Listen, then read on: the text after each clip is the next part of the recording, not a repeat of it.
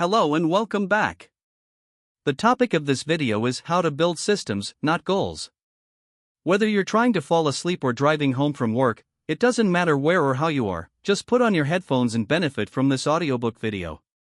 Don't forget to subscribe to the channel to be notified of future daily audiobook videos. You can also access previous audiobook videos from the playlist titled 2-Hour Audiobooks in the cards. Let's get started. Chapter 1: The Hidden Problem with Goals.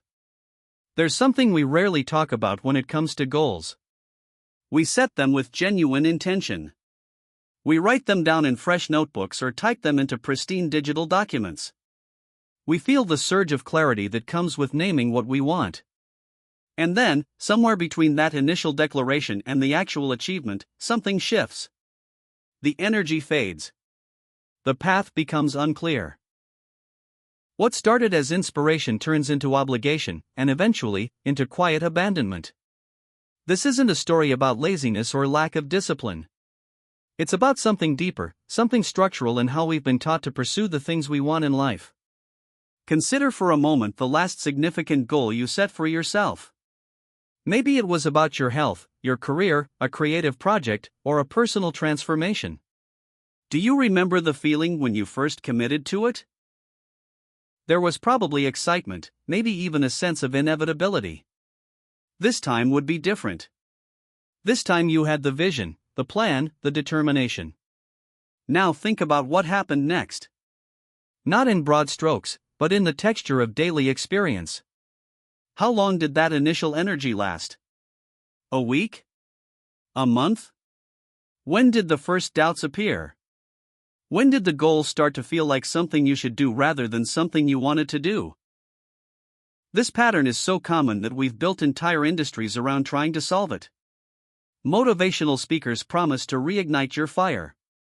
Productivity systems offer more sophisticated ways to track your progress. Self-help books suggest you just need better willpower, clearer vision, or stronger why. But here's what none of these approaches adequately address. The fundamental architecture of goal-based thinking itself carries inherent limitations that no amount of motivation or methodology can fully overcome. Let's start with the most obvious issue, though it's one we consistently underestimate. Goals, by their very nature, create a gap. The moment you set a goal, you establish a distance between where you are and where you want to be. This gap becomes the defining feature of your experience. Every day you wake up on the wrong side of that divide. Every day you're not yet the person who has achieved the thing. Every day is marked by incompleteness. This might seem like a necessary and even useful tension. After all, doesn't that gap create motivation? Doesn't it give you something to strive toward? In theory, yes. But in practice, living inside that gap day after day has psychological costs that accumulate quietly. You exist in a perpetual state of not yet. Your present moment is always evaluated against a future destination. The life you're living right now is always falling short of the life you're supposed to be building. Think about someone training for a marathon who hasn't yet run one. Every run that isn't 26.2 miles is incomplete. Every training session is measured against the big day that hasn't arrived. Or consider the person working toward a promotion. Every day at their current level is a reminder of where they aren't yet.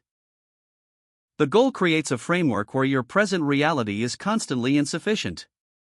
This wouldn't be problematic if the duration were brief. If you could set a goal and achieve it within days, the psychological gap might be tolerable, even energizing. But meaningful goals don't work on that timeline.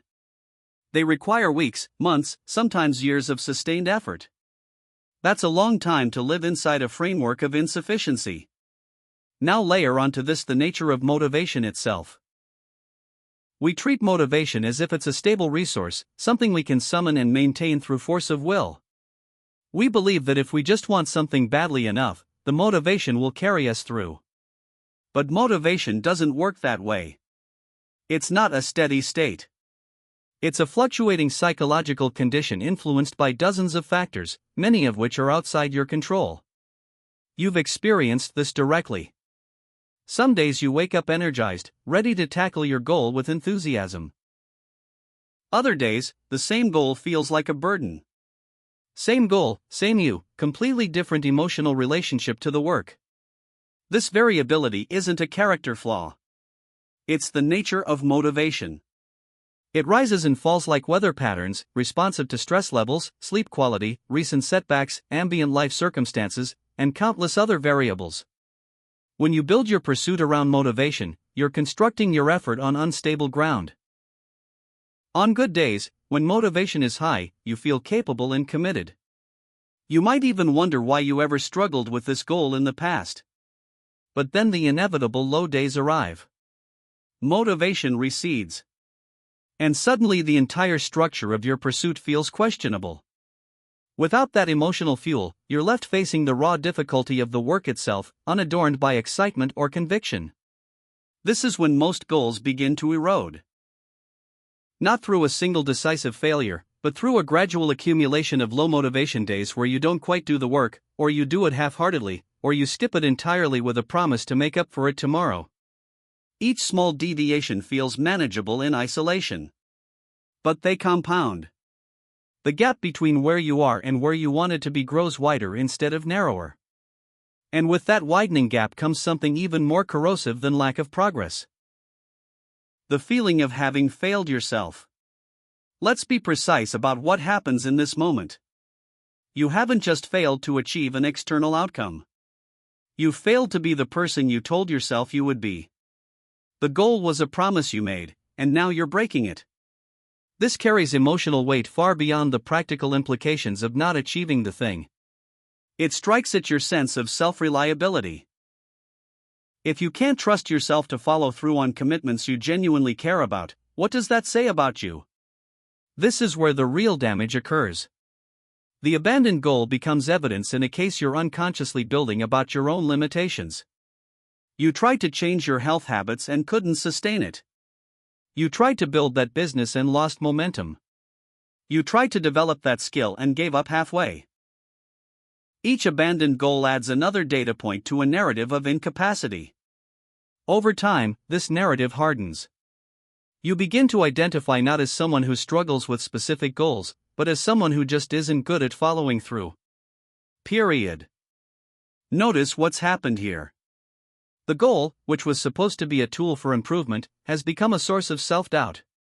The very mechanism we use to try to better ourselves can end up making us feel worse about who we are. This isn't a minor side effect. For many people, it's the dominant outcome of their relationship with goals. But there's another dimension to this problem that's less discussed but equally important. Goals create a strange relationship with time. When you're working toward a goal, you're essentially deferring satisfaction. You're saying that fulfillment, success, and arrival exist somewhere in the future, once the goal is achieved. The present moment becomes instrumental, valuable only insofar as it moves you toward that future state. Consider what this does to your daily experience. If you're training for that marathon, the training runs aren't inherently satisfying. They're steps toward the race. If you're building toward a promotion, your current work is a means to a different position. You're always living for a future version of success rather than experiencing satisfaction in the present. Your days become a form of delayed gratification, where you're constantly waiting for the moment when you'll finally arrive. This creates a peculiar tension. The goal promises future fulfillment but requires present sacrifice. And because the future moment of achievement is always ahead of you, you never quite arrive at the satisfaction you're working toward. Even when you do achieve the goal, the satisfaction is often surprisingly brief. You feel good for a moment, maybe a few days, and then a new gap opens up. A new goal emerges. The cycle begins again. There's a deeper issue here too, one that touches on the very nature of how goals focus our attention.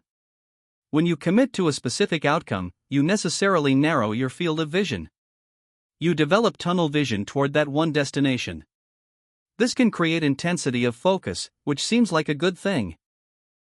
But it also means you become less responsive to other possibilities, opportunities, or forms of growth that don't directly serve the stated goal.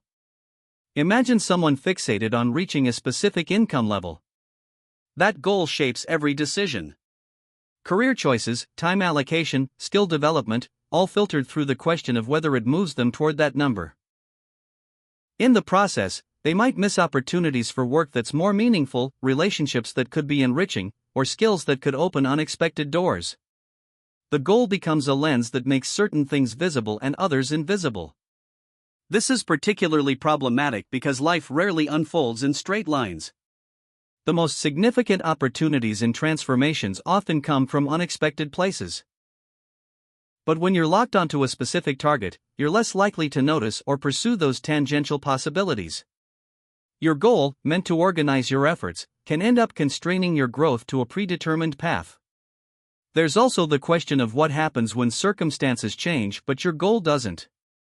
You set a goal based on who you are and what you understand about yourself and the world at a particular moment. But you evolve. Your values shift. Your understanding deepens. New information emerges. The person you're becoming might have different priorities than the person who set the goal. Yet we often feel bound to goals as if they were unchangeable commitments, even when they no longer fully align with who we are. This creates a strange form of rigidity. You keep pursuing something because you said you would, even when the pursuit no longer serves you. The goal becomes an obligation to your past self rather than a genuine reflection of your current wants and needs. You're trapped by your own declaration. All of this compounds into what we might call the tyranny of outcomes. When your focus is fixed on achieving a specific result, you become emotionally dependent on that result for your sense of progress and self-worth. Every day that you haven't achieved it is a day of falling short. Every setback becomes evidence of inadequacy. Every unexpected obstacle threatens not just your timeline but your entire sense of forward movement. This outcome dependency makes you fragile. Your emotional state rises and falls with your proximity to the goal. Good days are when you make visible progress. Bad days are when you don't. Your well-being becomes tied to external results, many of which are only partially within your control. You wanted the goal to give you direction, but instead it's created an emotional roller coaster where your sense of self-worth rides on whether you're winning or losing on any given day.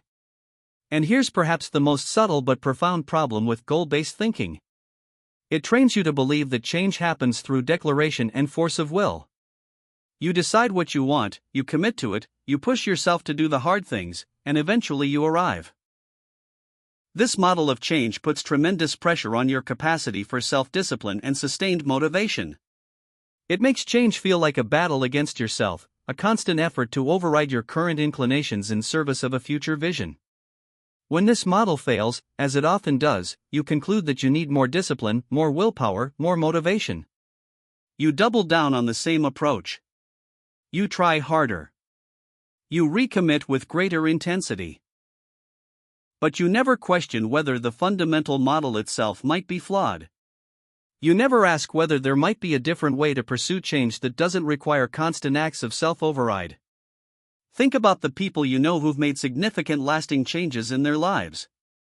Maybe someone who genuinely transformed their relationship with health, or someone who built a meaningful creative practice, or someone who fundamentally shifted their career trajectory. If you look closely, you'll often notice something interesting. They might have started with goals, but what actually created the lasting change wasn't the goal itself. It was something else. Something more structural. Something that embedded the change into the fabric of their daily existence in a way that didn't require constant motivation or willpower. This is what we miss when we focus exclusively on goals. We miss the architecture beneath the achievement. We see the outcome and assume it came from wanting the outcome badly enough and pushing hard enough. But sustainable change usually has a different anatomy. It comes from building conditions where the desired behavior becomes natural, almost inevitable. It comes from designing your environment and routines in ways that make the right choices easier than the wrong ones. It comes from developing identity-level shifts rather than just pursuing outcome-level targets. This distinction is crucial, and it's where we're heading in this exploration. Because the alternative to goal obsession isn't goallessness or aimless wandering. It's not about abandoning all ambition or direction. It's about understanding that the most reliable path to achievement isn't through fixating on achievements. It's through building systems, practices, and ways of being that make the achievements almost incidental. When you shift your focus from outcomes to processes, from destinations to directions, from goals to systems, something fundamental changes. You're no longer fighting against yourself to maintain motivation. You're no longer living in a perpetual state of not yet. You're no longer dependent on distant outcomes for your sense of progress. Instead, you're building a life where the daily actions themselves become satisfying, where growth happens as a natural byproduct of how you've structured your existence, where success stops being something you chase and becomes something that emerges from who you're becoming. This is the territory we need to explore. Not because goals are evil or wrong, but because they're insufficient. They can point you in a direction, but they can't sustain you through the journey. They can define a destination, but they can't build the road. Understanding the limitations of goal-based thinking isn't about tearing down one approach. It's about recognizing that there's a deeper, more sustainable architecture for change available to you. One that works with human psychology rather than against it. One that builds capacity rather than just demanding performance. One that transforms not through force but through design. The question isn't whether you should have goals. The question is whether goals should be the primary organizing principle of your pursuit of growth and achievement. And once you start questioning that, once you start seeing the hidden costs and limitations of goal obsession, you open up space for a fundamentally different approach. An approach that might actually work with how you really function rather than how you think you should function. An approach that creates sustainable change rather than temporary bursts of motivated action followed by inevitable collapse. This is what the next part of our exploration will unpack. But for now, sit with this recognition. Notice how much of your own pursuit of improvement has been organized around goals. Notice the gaps they've created, the motivation cycles you've experienced, the abandoned commitments that still carry emotional weight. Notice the tyranny of outcomes in your own life. Not to judge yourself, but simply to see clearly. Because clarity about the problem is the first step toward a genuinely different solution. Chapter 2: Thinking in Systems. There's a particular kind of freedom that comes from shifting your attention away from outcomes and toward processes. It's not the freedom of having no direction. It's something more subtle. It's the freedom of no longer needing a specific future result in order to feel like you're making progress today. This shift requires understanding a fundamental distinction that most people blur together. The distinction between systems and goals. On the surface, they might seem like variations of the same thing. Both involve intention. Both provide direction. Both are about creating change in your life. But the mechanics of how they work, the psychology they create, and the results they generate are profoundly different. A goal is a specific outcome you want to achieve. Run a marathon. Lose 20 pounds. Earn a certain income. Write a book. Goals are about destinations. They're about arriving somewhere you're not currently. They exist in the future, and your relationship with them is one of pursuit. You're always chasing them, always measuring the distance between where you are and where they are. A system is something entirely different. A system is a set of processes, habits, routines, and practices that you engage in regularly, regardless of immediate outcomes. A system isn't about arriving. It's about consistently doing. It's not a destination. It's a way of operating. Let me make this concrete. If your goal is to run a marathon, your system is your training schedule, your recovery practices, your nutrition approach, your sleep routine. The goal is the race. The system is everything you do whether or not race day ever comes. If your goal is to write a book, your system is writing for an hour each morning, regardless of whether those words end up in the final manuscript. The goal is the published book. The system is the daily practice of writing. Notice what happens when you focus on the system instead of the goal. The marathon runner with a system doesn't need the race to justify the training. The training itself becomes the point. The writer with a system doesn't need the promise of publication to sit down and write. The writing itself becomes the practice. The outcome becomes secondary to the process. This isn't just semantic wordplay. This is a fundamental reorientation of how you relate to change and growth. When you focus on goals, your daily actions are always instrumental. They're only valuable because they move you toward the outcome. But when you focus on systems, your daily actions have inherent value. They're what you do. They're who you're becoming. The outcomes that emerge from them are almost beside the point. Now, you might be thinking this sounds nice in theory but impractical in reality. After all, don't you need goals to know what systems to build? Don't you need a destination to know which direction to travel? These are fair questions, and the answer is nuanced. Yes, you need direction. Yes, you need to understand generally where you want to go. But there's a difference between having a sense of direction and being fixated on a specific destination. There's a difference between knowing you want to move toward better health and being emotionally dependent on hitting a specific number on a scale by a specific date. The system-oriented approach says this: choose a direction that matters to you, then build daily practices that point you in that direction. Trust that if you consistently engage with good processes, good outcomes will follow. Not necessarily the exact outcomes you predicted, but outcomes that emerge organically from sustained practice. This trust is crucial, and it's where most people struggle. We've been conditioned to believe that without the pressure of a specific goal, we'll slack off. We won't push ourselves. We'll settle into comfortable mediocrity. But this belief misunderstands human psychology. What actually creates sustainable high performance isn't the pressure of distant outcomes. It's the satisfaction of daily practice well executed. Think about the best work you've ever done in any domain. Not the most praised or rewarded, but the work where you felt most alive, most engaged, most in flow. Chances are, in those moments, you weren't thinking about outcomes at all. You were absorbed in the process itself. You were doing the thing for its own sake. The quality emerged not from fixating on results but from being fully present with the work. Systems create the conditions for that kind of engagement. When you have a solid system, you're not waking up each day wondering whether you feel motivated enough to work toward your goal. You're simply executing your system. It's what you do. It's part of your routine, like brushing your teeth or making coffee. The question isn't whether you feel like it. The question doesn't even arise. You just do it because it's part of how your day is structured.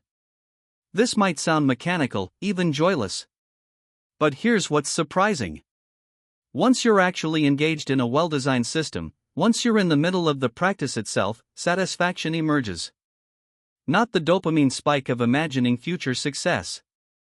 Something quieter and more sustainable. The satisfaction of competent execution. The pleasure of small improvements. The sense of identity that comes from being someone who does this thing regularly. Let me give you a detailed example to illustrate how this plays out in practice. Imagine two people who want to improve their physical fitness. Person A sets a goal to lose 30 pounds in 6 months. Person B decides to build a system around movement and nutrition. Person A's focus is the number on the scale. Every week, they step on the scale. If the number has gone down, the week was successful. If it hasn't, or worse, if it's gone up, the week was a failure. Their emotional state is tied directly to whether they're on track to hit that 30-pound target by the deadline. Person B's focus is entirely different. They've decided that 5 days a week, they'll move their body for 30 minutes. Doesn't matter what the scale says. Doesn't matter if they're tired or busy. 5 days, 30 minutes. They've also decided to prepare whole food meals at home 4 nights a week. Again, not because of what it will do to their weight, but because it's their system. It's what they do now. Now let's watch what happens over time. Person A starts strong. The first 2 weeks, motivated by the goal, they're diligent. They're restricting calories, hitting the gym, checking the scale obsessively. They lose 5 pounds. It feels good. Validation. They're on track. But then life happens. A stressful week at work. A social event with friends. The scale doesn't move for 2 weeks. Suddenly, doubt creeps in. Am I doing this right? Is this even working? Maybe I'm not cut out for this. The motivation that felt so strong initially begins to waver. They start skipping workouts. The calorie restriction feels like deprivation. By month 3, they're barely engaging with the plan. By month 6, they've regained whatever weight they lost and feel worse about themselves than when they started. Person B has a different experience. The first 2 weeks are simply about establishing the routine. Getting up earlier to fit in the movement. Planning meals on Sunday. Some days the workout feels great. Other days it's a slog. But that doesn't matter because they're not evaluating each session based on how it felt. They're just doing their system. After a month, the routine has started to feel normal. It's just part of the day now. They're not thinking about weight loss. They're thinking about what kind of movement sounds good today. Should they go for a run or do some strength work? After 2 months, they notice they have more energy. Their clothes fit differently. But these observations are secondary. The primary experience is that they're someone who moves regularly and cooks real food. That's their identity now. By 6 months, the contrast is stark. Person A is demoralized, having abandoned their goal somewhere around month 3. Person B has been executing their system consistently, and as a natural byproduct, their body has changed. They've probably lost weight, though they haven't been obsessing over the number. More importantly, they've built capacity. They're stronger, more energetic, more confident in their ability to maintain these practices indefinitely. They haven't just changed their body. They've changed who they are. This example illustrates something crucial about systems. They create change through accumulation rather than through force. Person A was trying to force a specific outcome within a specific time frame. Person B was simply showing up consistently to a sustainable process. The forcing approach feels more dramatic and decisive. The systems approach feels almost boring in its steadiness. But boring and steady is what actually works over the long term. There's a concept worth understanding here. It's the idea of compound effects. You're probably familiar with compound interest in finance. The way small amounts of money, consistently invested, grow exponentially over time not just because of the deposits but because of the returns on the returns. Behavior works the same way. Small actions, consistently taken, don't just add up linearly. They compound. Each repetition makes the next repetition slightly easier. Each time you execute your system, you're not just doing the thing. You're reinforcing the neural pathways that make doing the thing more automatic. You're building identity-level change. Think about learning a language. If you set a goal to be fluent in a year, you're setting yourself up for a frustrating experience. Every day that you're not yet fluent is a reminder of failure.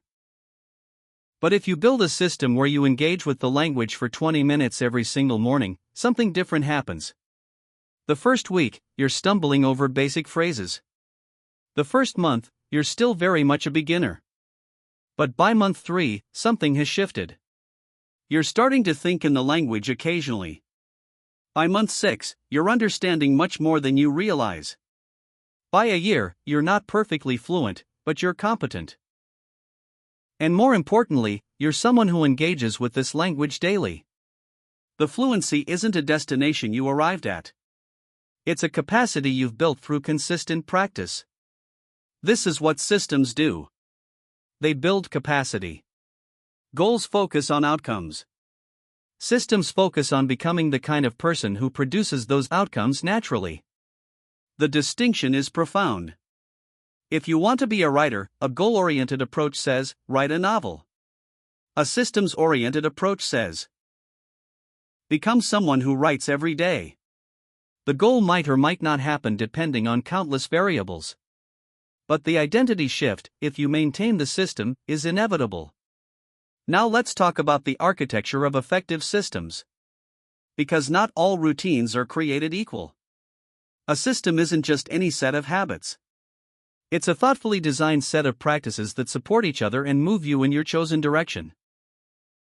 Effective systems have certain characteristics that make them sustainable and powerful. First, effective systems are specific without being rigid. You know exactly what the practice is. Not vague intentions like exercise more, but concrete commitments like strength training Monday, Wednesday, Friday at 7 a.m. But within that structure, there's flexibility. If you can't make Monday at 7, you can shift to Monday evening. The specificity gives you clarity about what to do. The flexibility allows you to adapt to real life without abandoning the system entirely. Second, effective systems are sustainable at your current capacity. This is where many people go wrong. They design systems based on their peak motivation, not their average day. They commit to waking up at 5 a.m., meditating for an hour, journaling for 30 minutes, exercising for 90 minutes, all before a full workday. This might be possible for a few days when motivation is high. But it's not sustainable. The system collapses under its own weight. Better to start with something almost embarrassingly small. 10 minutes of movement. 5 minutes of meditation. 2 pages of writing. Build systems you can maintain even on difficult days. You can always expand later once the foundation is solid. Third, effective systems have feedback loops that aren't dependent on outcomes. You need ways to know whether you're executing your system, separate from whether it's producing results yet. The simplest feedback loop is tracking. Not tracking outcomes, tracking execution. Did you do the thing today? Yes or no? Not how well you did it. Not whether it led to visible progress. Just did you show up to your system? This kind of tracking keeps you honest without creating the emotional volatility that comes from measuring results. Fourth, effective systems are designed around your actual life, not an idealized version of it. If you're not a morning person, don't build a system that requires you to be at your best at 6 a.m. If you travel frequently, don't build a system that only works when you're at home with access to specific equipment. Design for reality. Design for sustainability. Your system should fit into your life in a way that feels natural, not like you're constantly fighting against your circumstances. Fifth, and perhaps most importantly, effective systems include recovery and adaptation. This is something goal-oriented thinking often neglects. When you're fixated on an outcome, every day not spent pushing toward it feels like wasted time. But systems thinking recognizes that rest, recovery, and periodic reassessment are part of the process, not obstacles to it. A sustainable system includes days where you do less. It includes regular check-ins where you evaluate whether the system is still serving you or needs adjustment. It treats you like a human being with variable energy and changing needs, not like a machine that should perform identically every day. When you build systems with these characteristics, something remarkable happens. The internal experience of pursuing change becomes fundamentally different. You're no longer living in the gap between current state and desired outcome. You're simply living your system.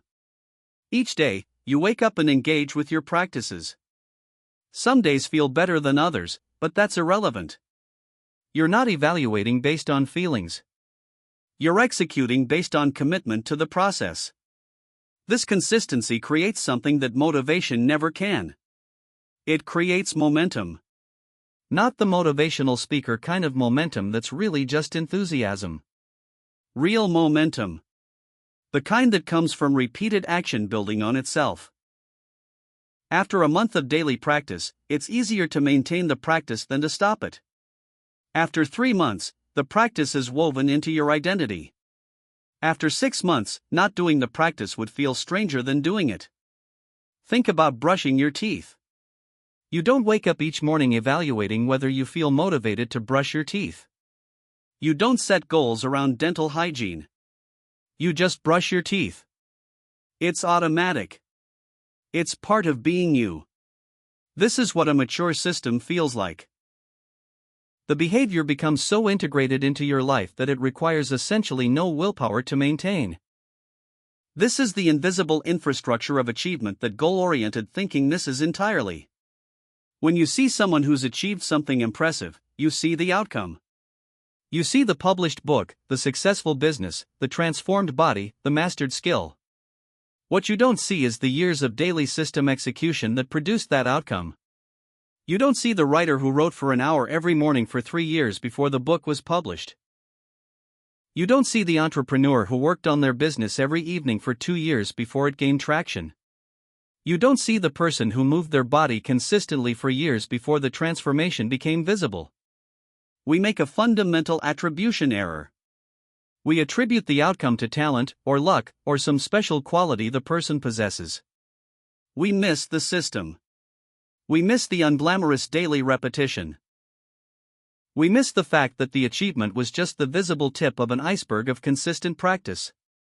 And because we miss the system, we try to replicate the outcome without building the infrastructure.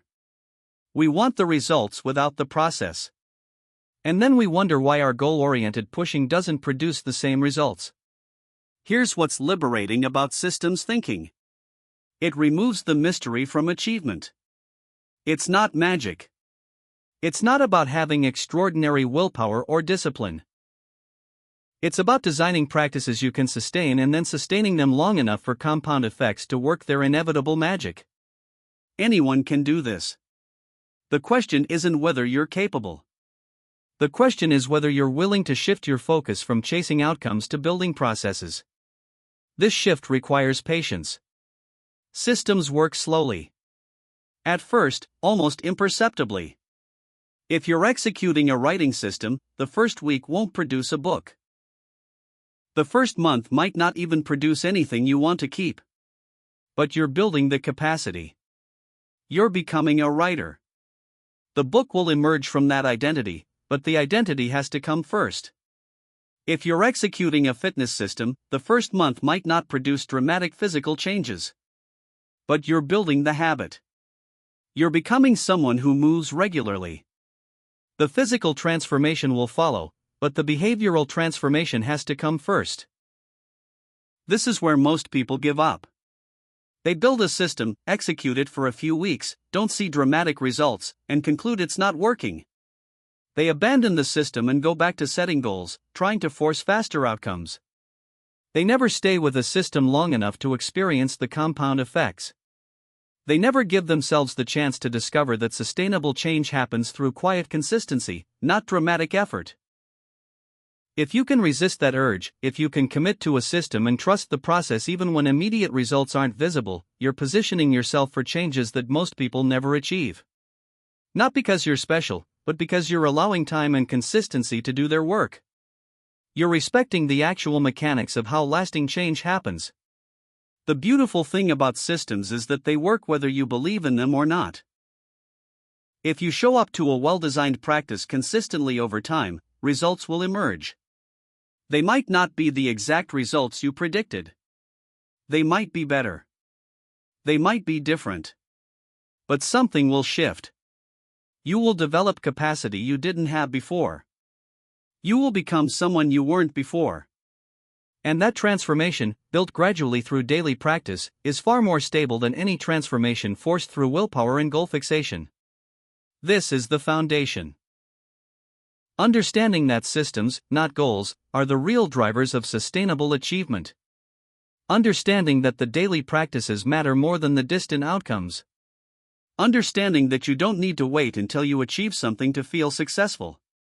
You can feel successful today, right now, simply by executing your system. That shift in perspective, from outcome-dependent to process-focused, changes everything. It removes the emotional volatility. It removes the sense of constant inadequacy. It replaces striving with practicing.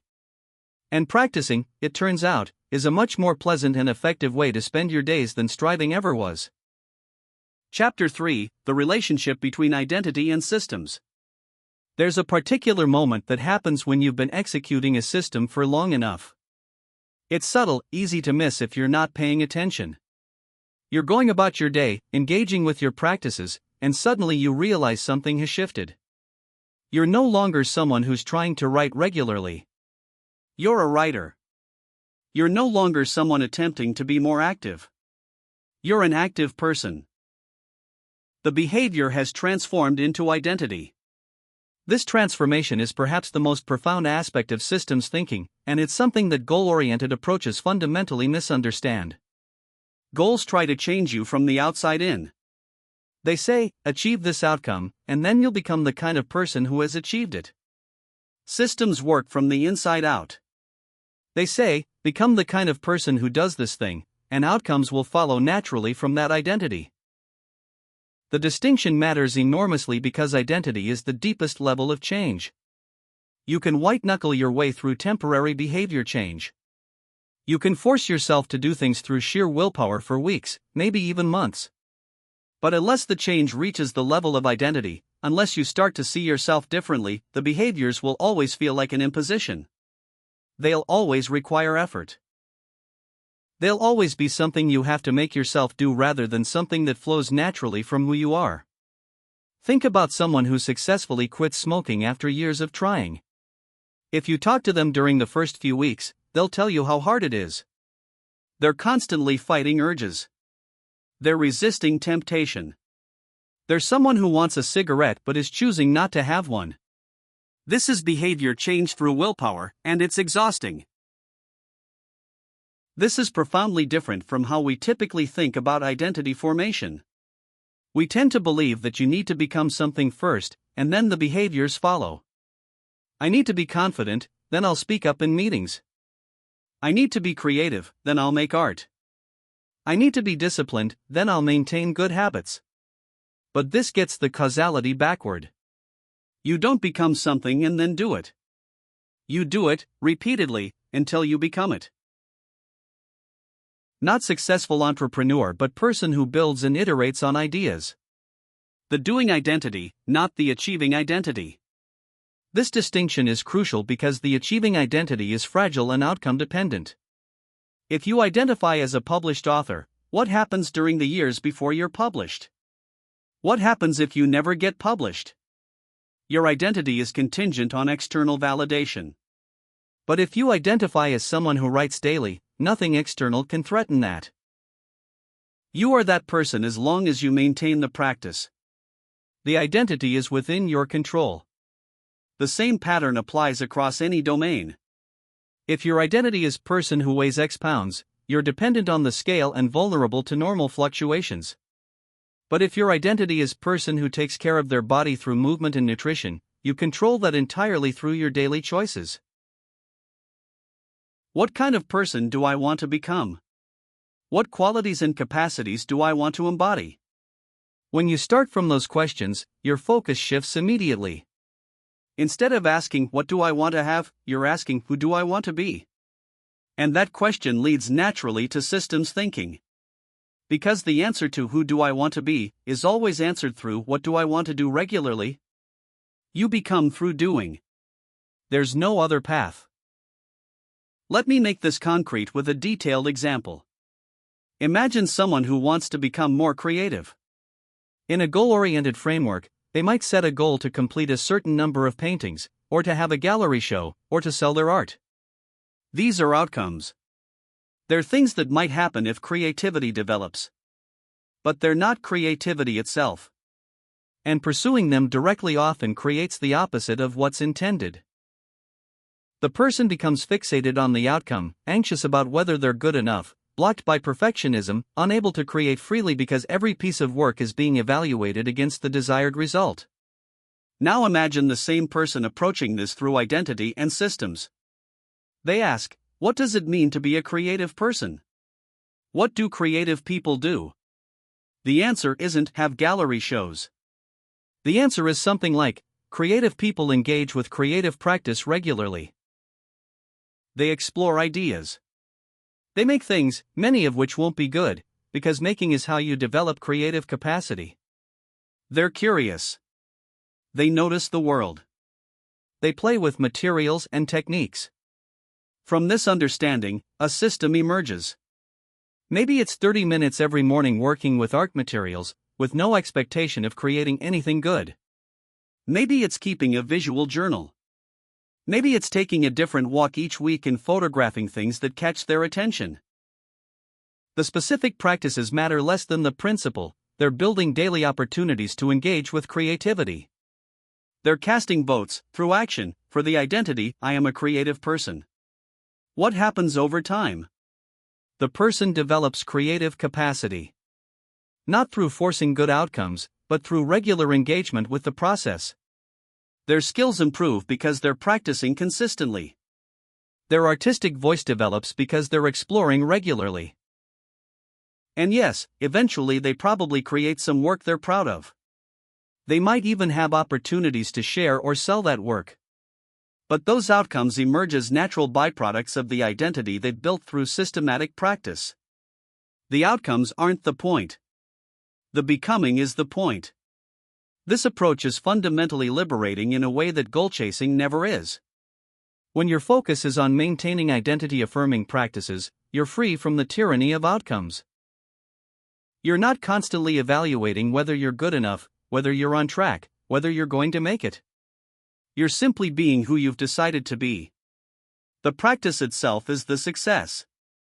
Everything else is gravy. But there's a challenge here that needs to be addressed honestly. Building identity through systems requires patience and faith. Especially in the beginning, when you're new to a practice, the identity feels false. You're not yet a writer, you're just someone who's trying to write. You're not yet an athlete, you're just someone who's started exercising. There's an imposter feeling, a sense that you're pretending to be something you're not. This is the phase where most people quit. The identity hasn't solidified yet. The practice still requires significant willpower. The evidence hasn't accumulated sufficiently. It feels like you're forcing something that isn't real. And the temptation is to abandon the system and go back to outcome chasing, because at least that feels more concrete. At least with a goal, you can measure progress towards something tangible. But if you can persist through this early phase, something remarkable happens. Gradually, imperceptibly at first, the identity starts to feel less false. After 30 days of writing every morning, you're not just someone trying to write. You're starting to be someone who writes. The evidence is accumulating. You're building a track record with yourself. And that track record shifts how you see yourself. By 90 days, the shift is more pronounced. The practice has become routine. You're not fighting yourself to do it anymore. It's just part of your day. And more importantly, it's become part of how you think about yourself. If someone asks what you do in the mornings, you say I write without the qualifying trying to or working on. The identity is taking root. By a year, the transformation is complete. You are someone who writes. That's not aspirational. That's not something you're working toward. That's simply who you are. And from that identity, everything else flows more easily. You write because that's what you do. You improve because consistent practice inevitably builds skill. You produce work because that's the natural outcome of regular writing. But none of this required fixing your eyes on outcomes. It only required showing up to the system long enough for identity to form. This is the power of the behavior identity outcome loop. Behavior, repeated consistently, builds identity. Identity, once established, generates behavior naturally. And behavior, sustained over time, produces outcomes. But notice the order. You have to start with behavior. You have to do the thing before you become the thing. And you have to become the thing before outcomes flow naturally. Most people try to reverse this. They want the outcome first, thinking it will make them feel like the kind of person who has that outcome, which will then make the behavior easier. But this is backward. The outcome might give you a temporary boost, but without the identity foundation, without actually being the kind of person who does the thing, the behavior will always feel forced. You'll always be fighting against your self-concept rather than expressing it. This is why lottery winners often end up broke. They got the outcome without building the identity. They're not wealthy people who happen to have money. They're poor people who temporarily have money. And so they behave in ways consistent with their actual identity, which is poor person, and they end up returning to that state.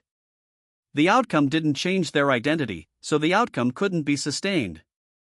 The same pattern plays out in every domain. People who lose weight through extreme diets often regain it because they haven't built the identity of healthy person. They've temporarily forced behavior change, but their self-concept is still unhealthy person. So eventually, behavior aligns with identity, and the weight returns. People who have a burst of productivity through sheer willpower eventually burn out because they haven't built the identity of organized, systematic person. They've temporarily forced themselves to act like that person, but it's not who they actually are, so it can't be sustained. This is why systems are so powerful. They're identity-building machines. Every execution of your system is an identity vote.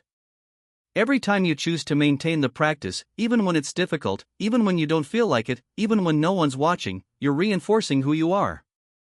You're accumulating evidence. You're building the foundation that makes everything else possible. And here's what's particularly important to understand about this process: you don't need willpower to express your identity. You need willpower to act against your identity.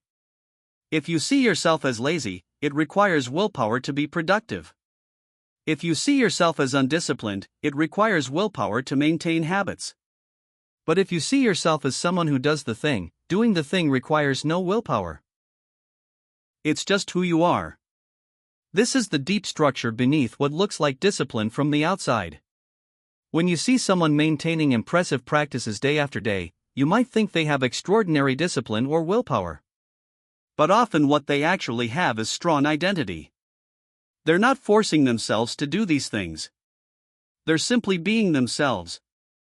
The practices flow from identity, not from willpower. This means the real work isn't building willpower. The real work is building identity. And you build identity through systems. Through consistent, repeated actions that cast votes for who you want to become. Through showing up to practices even when they're difficult, not because you have superhuman discipline, but because you've decided this is who you are, and you're committed to honoring that decision. There's another dimension to this that's worth exploring.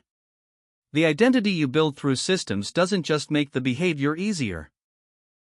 It changes how you see possibilities. It changes what you think you're capable of. If you've successfully built and maintained a system, you've proven something to yourself. You've proven that you can commit to something and follow through. You've proven that you can change. You've proven that you're not fixed, not stuck, not limited to who you've been. This proof creates a kind of psychological momentum that extends beyond the specific system you've built. If you've successfully become someone who writes daily, you've developed confidence in your ability to build and maintain practices. Which means when you want to develop a new capacity, you're not starting from zero. You're not wondering whether you're capable of sustained effort. You know you are. You've done it before. You can do it again. This is how systems create a positive spiral. Each successful system makes the next system easier to build, not because you've developed more willpower, but because you've developed more evidence-based confidence in your ability to become who you choose to become. You're not hoping you can change. You know you can change. You've watched yourself do it. This is radically different from the negative spiral that goal-oriented thinking often creates. When you fail to achieve goals repeatedly, you're accumulating evidence of your inability to follow through. Each failed goal makes the next goal harder to commit to because you don't trust yourself.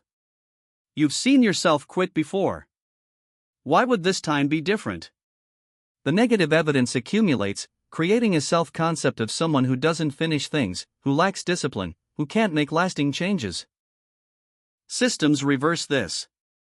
Even if you don't achieve any particular outcome, if you maintain your system, you're succeeding. You're accumulating positive evidence. You're building self-trust. You're proving to yourself that you're someone who keeps commitments, who shows up, who follows through. And that identity foundation makes everything else in your life more possible. This is what people mean when they talk about the transformative power of small habits. It's not really about the habits themselves, though those matter. It's about the identity shifts that consistent habits create. It's about becoming someone who does what they say they'll do. Someone who maintains practices. Someone who builds capacity through patient, sustained effort. that identity is worth far more than any specific outcome. So when you're designing systems, you're not just designing practices. You're designing identity-building mechanisms. You're creating structures that will shape who you become. This means you should choose your systems carefully. Not based primarily on what outcomes they might produce, but based on who they will make you. Ask yourself, if I maintain this system for a year, who will I be? Not what will I have achieved, but who will I have become? Will I be someone with more discipline? More creativity? More resilience? More skill in something that matters to me? Will I be someone who has proven to myself that I can maintain meaningful practices even when life gets difficult? These questions lead you towards systems that are worth building regardless of outcomes. Systems that shape you in valuable ways. Systems that build capacity and character and self-trust. Systems that make you someone you're proud to be. And here's the beautiful thing. When you build identity through consistent systems, the outcomes you once thought you needed to chase start showing up on their own. Not because you're pursuing them directly, but because you've become the kind of person who naturally produces those outcomes. The writer who writes daily eventually produces books. The person who moves regularly eventually develops fitness. The person who builds things consistently eventually creates something valuable. The outcomes emerge as natural expressions of identity. This is the invisible architecture of lasting achievement. Not goals pursued through willpower. Not outcomes chased through force. But identity built through systems, and outcomes flowing naturally from that identity. It's slower than what goal culture promises. It's quieter. It's less dramatic. But it works. And it works in a way that's sustainable, enjoyable, and deeply transformative. You're not trying to achieve your way into a new identity. You're building a new identity through consistent practice, and letting achievement emerge from that foundation. The order matters. The patience required matters. The trust in the process matters. But if you can embrace this approach, if you can shift from goal chasing to system building, from outcome focus to identity focus, you position yourself for changes that most people never experience. Not because you're working harder, but because you're working with the actual mechanics of how humans change. You're respecting the process. You're building the foundation.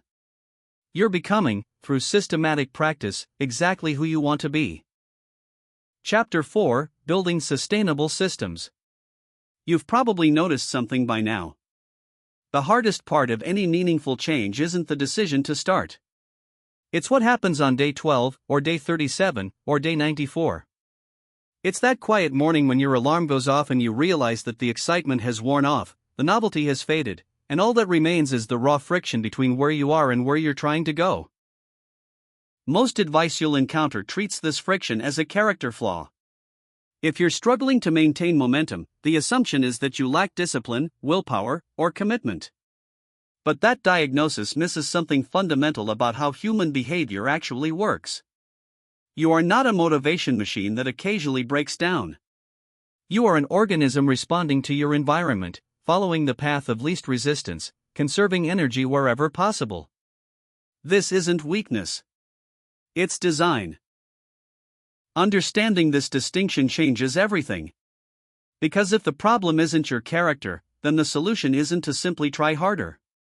The solution is to redesign the environment so that the right actions become the path of least resistance. This is what sustainable systems are built on, not forcing yourself to behave differently, but creating conditions where different behavior emerges naturally. Consider the way most people approach change. They identify a goal, generate enthusiasm, maybe even create a plan. Then they rely entirely on their conscious mind to remember, decide, and execute that plan every single day. This approach places an enormous cognitive burden on the one resource that is most scarce and most unreliable, your moment-to-moment willpower.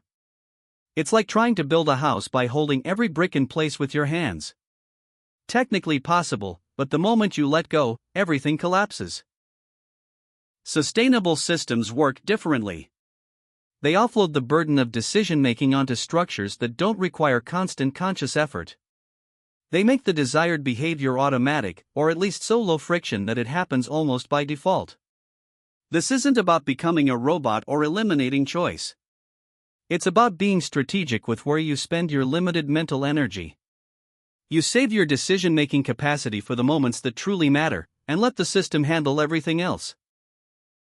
Let's start with the most powerful lever you have available, your physical environment. The space you inhabit exerts constant, subtle pressure on your behavior. Every object placement, every visual cue, every bit of friction between you and inaction is quietly shaping what you do next. Most people never think about this consciously. They arrange their homes for aesthetics or convenience, then wonder why they can't seem to follow through on their intentions.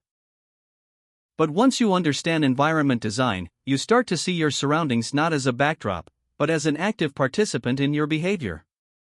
The principle is straightforward. Make what you want to do easier, and make what you don't want to do harder. This sounds almost too simple to be useful, but the cumulative effect of small environmental changes is staggering. Let's say you want to read more.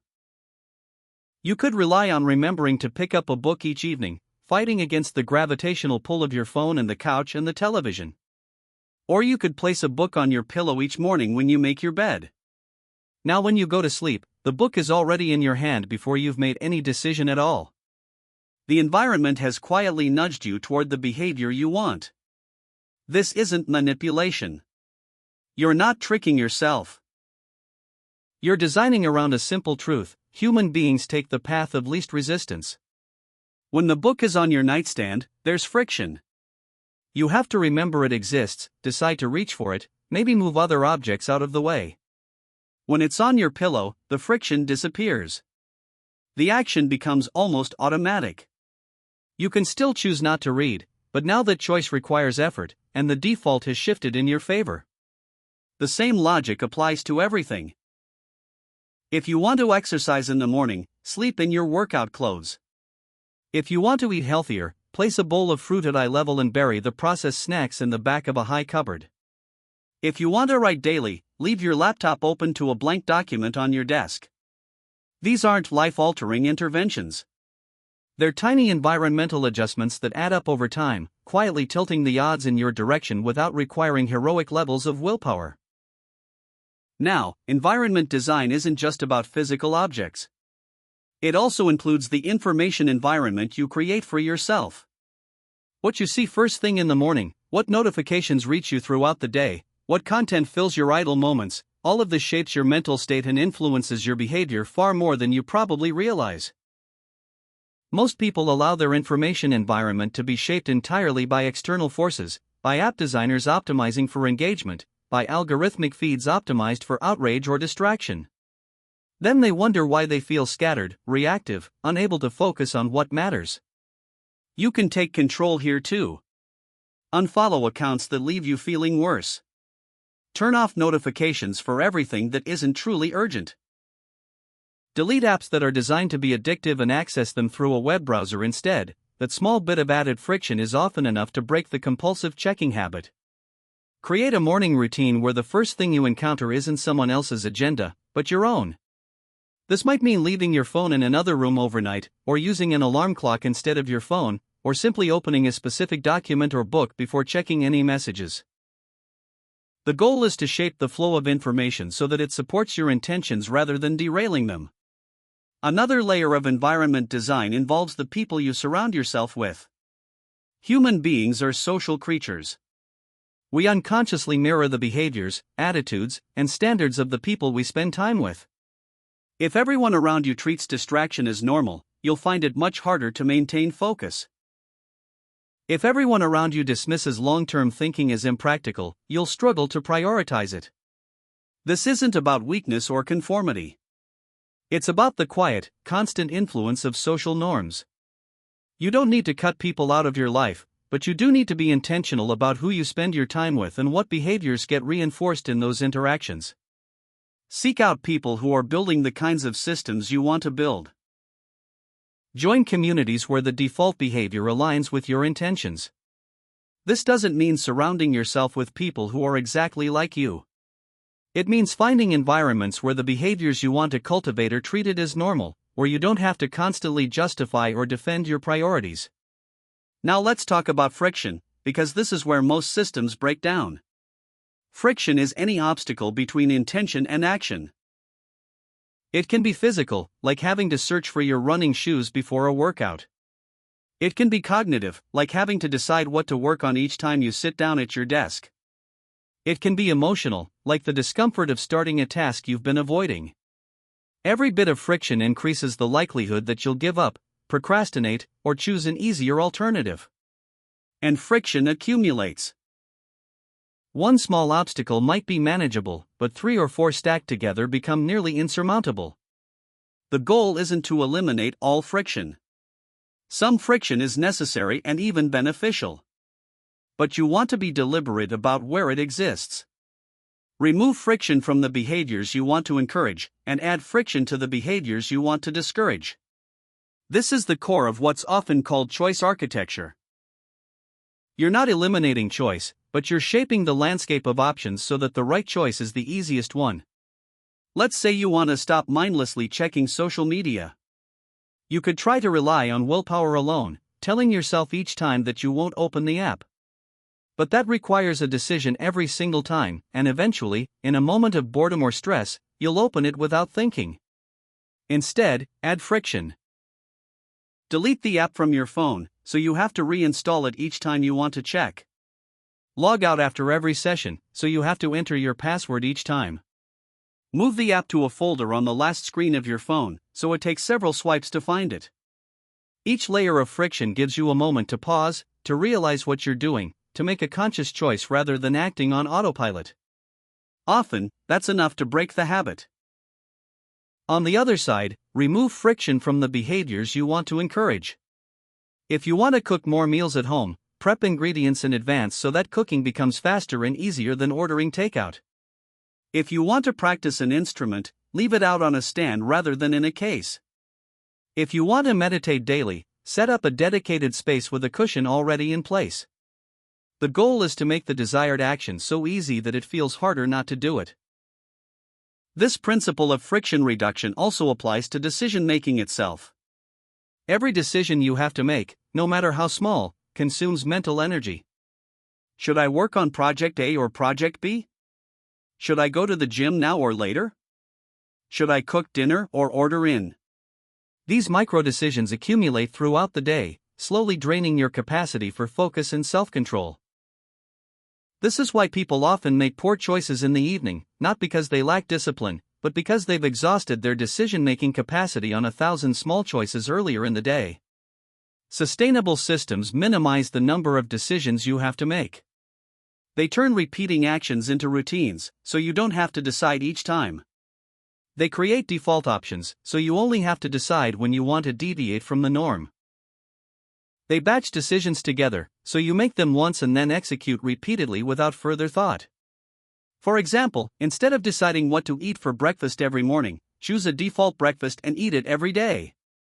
This might sound boring, but it frees up mental energy for more important decisions later. Instead of deciding when to work on your most important project, schedule a specific time block every day and treat it as non-negotiable. Instead of choosing what to work on each time you sit down, plan your day the night before so you can start immediately without deliberation. This kind of routine building isn't about rigidity. You can still make different choices when circumstances change or when you genuinely want variety. But by establishing defaults, you remove the constant low-level decision fatigue that wears you down over time. You shift from a mode of constantly deciding to a mode of simply executing, which is far less taxing on your cognitive resources.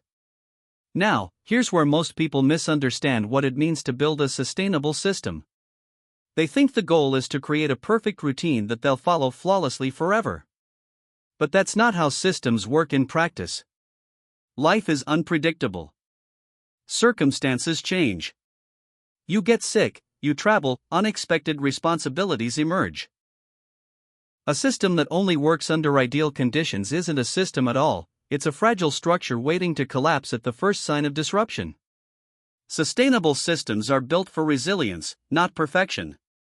They assume that disruption will happen and they include mechanisms for recovery. The question isn't whether you'll miss a day or fall off track.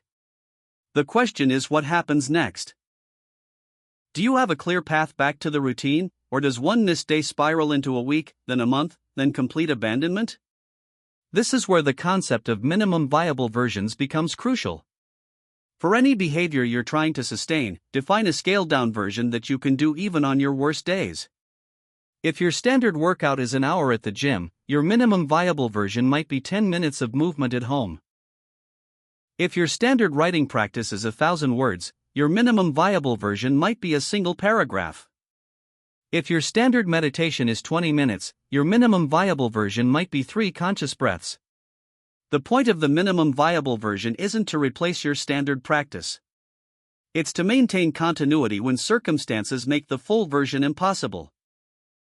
It keeps the identity intact, the sense of yourself as someone who does this thing, even when you can't do it at full capacity. And often, starting with the minimum viable version leads naturally to doing more. You tell yourself you'll just do 10 minutes, and once you're moving, you end up doing 20. You tell yourself you'll write 1 paragraph, and the momentum carries you to a full page. But even if it doesn't, even if you truly only do the minimum, you've maintained the thread. You haven't broken the chain. And that continuity matters more than you might think. Breaking the chain creates psychological friction that compounds over time. When you miss one day, it becomes easier to miss the next. When you miss a week, starting again feels overwhelming.